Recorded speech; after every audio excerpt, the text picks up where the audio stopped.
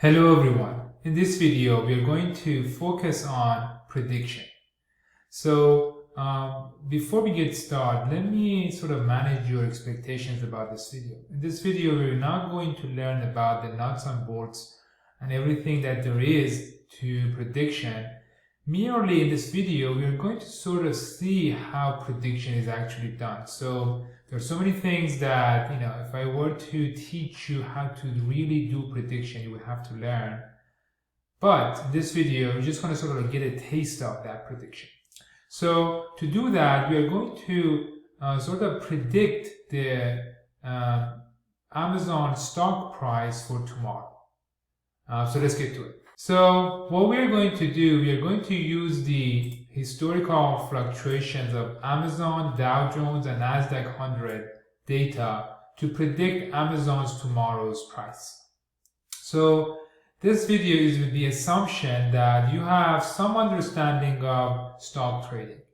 If you don't, please stop watching this video and watch this other video on YouTube and also read this article.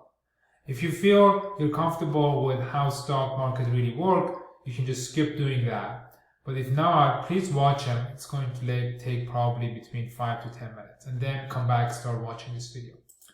So before doing anything, we import the modules that we are going to be using in this piece of file. This part, this long part of code is not really a part of this video or this course.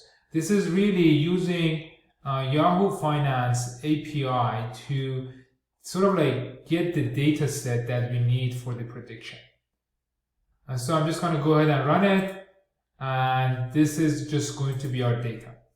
So since this data is just been created, so it was sort of pulled from the database right now. So this data is very current. So I don't know when you're going to be watching this video, but right now, I'm just going to show you what time it is now. So it is 2:54 p.m. in Claremont, California, January 11th. In a matter of 6 minutes, the stock market will actually close. So the price that we have for today, 2021, January 11th, is actually being used for this calculation. So what we have here is not the prices values. These are the changes that have happened in each and every day. And you can see the price for 2000, for tomorrow, the January 12th, is not available because, the change is not available because the price of tomorrow is not available. And that's what we want to predict. So let's take a look at these columns and know what they are. So yesterday change is the Amazon, yesterday's Amazon stock price change. And the way you calculate it, you take away the day before yesterday price from yesterday price and divide it by the day before yesterday price, multiplied by 100. And then last week Amazon stock price, and then we have yesterday Dow Jones change, last week Dow Jones change, yesterday Nasdaq 100 change, and last week Nasdaq 100 change. And then finally we have today Amazon stock price change.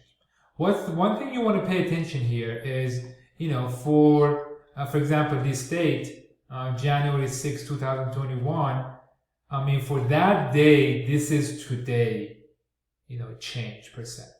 So that's something you want to pay attention about, what these values mean. So based on these data, what we want to do is really do this prediction. We are trying to find a connection between predictors, including all of these. First one, yes, change P, yesterday change percentage, last week change percentage, Dow Jones yesterday change prediction, Dow Jones last week change percentage, Nasdaq yesterday change percentage, and Nasdaq last week change percentage. So based on these values, these columns, we want to sort of predict this one. So that's sort of like the prediction model we are trying to create to predict the target. So these are known as predictors, and this what we want to predict is what we call as target. So we can also look at this prediction model in a visual way. So I have a picture that I'm loading here. So what we are really trying to do here, we are trying to find a connection between our target and our predictor. So we want to sort of like see if there are some sort of relationship between these values and our target. And if we were to find some sort of relationship systematically that can be statistically defended, or we know that it's statistically significant, then we use those relationships to now make a prediction about the values of tomorrow, and then that will help us find this value that is going to help us sort of predict tomorrow's stock price. So that's also the visual way that what prediction is, right? And also before we get into actually doing it, this is the prediction model expressed in a multivariate regression model. So if we were to sort of express this in a multivariate regression model, this is going to look like this. So we want to calculate today change percentage based on yesterday change percentage, last week change percentage, Dow Jones yesterday change percentage, Dow Jones last week change percentage, NASDAQ yesterday change percentage, and NASDAQ last week change percentage. And all we need to do to be able to do this, if we express this in a multivariate regression model, is to really estimate these B's or these coefficients based on these data. So all we're going to do is sort of like look at these part of the data and find, estimate these B's based on that. And then once we create those B's that are significant and defendable, then we use those estimates and we put these values into this regression model and use those estimates to now calculate the today change percentage for this value, which is actually today. So that's sort of like the model expressed in a regression way. So now we're actually going to use Python to do this regression. So I find my x values, my x columns. So these are all my x columns, which are the predictors. And this is my target.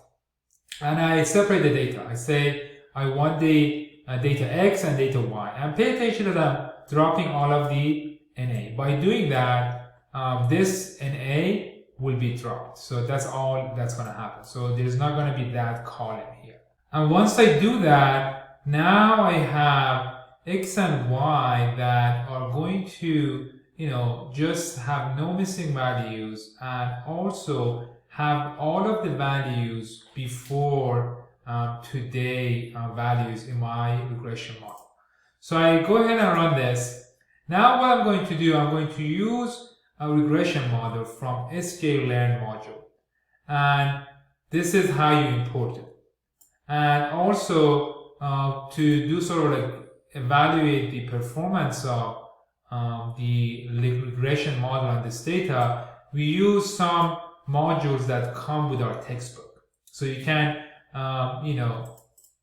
install this module that comes with textbook and then start using it. So I go ahead and run this. Now I have created a stock linear model based on the data x and data y. So now I can go ahead and look at the regression model basically. So once I do that, now these are the values of the regression model. So these are the estimations. So this is B0, this is B1, B2, B3, B4, B5, and B6. So these are how, these are the estimations of these coefficients based on the data of before yesterday. And these are my sort of like metrics for evaluating how good the regression worked, which we'll get to that. But what we want to really look at here, this sort of like that evaluation that you always want to look at when you do regression, is R-squared. And the R-squared here, just R-squared is like 4.4%. This is not an earth-shattering R-square that is like, I know this is a very good prediction. All it is, it's a little bit better than just doing an average of all of the data. So there is a little bit of a pattern is the data, but the pattern is not really that significant for you to really rely on the prediction. But there are some significance to it. So we know how much we can rely on this data. This is only 4% out of 100%. Being able to capture the variation in the target based on the variation in the predictors. So we know how much we can trust this. This is not that much. So now all we want to do is really put in these values, which is for tomorrow, 1, 2, 3, 4, 5, 6, and for these, and use these beta to tell us what's going to be tomorrow's change percent.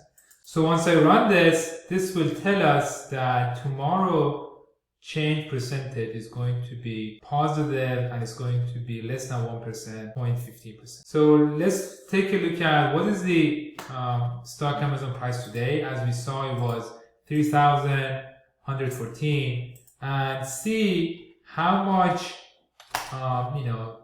based on this model, the stock price should be. So once we run this, we need 2 zeros here. So once we run this, we see that the stock price tomorrow is not going to change that much. It's going to have a small positive increase.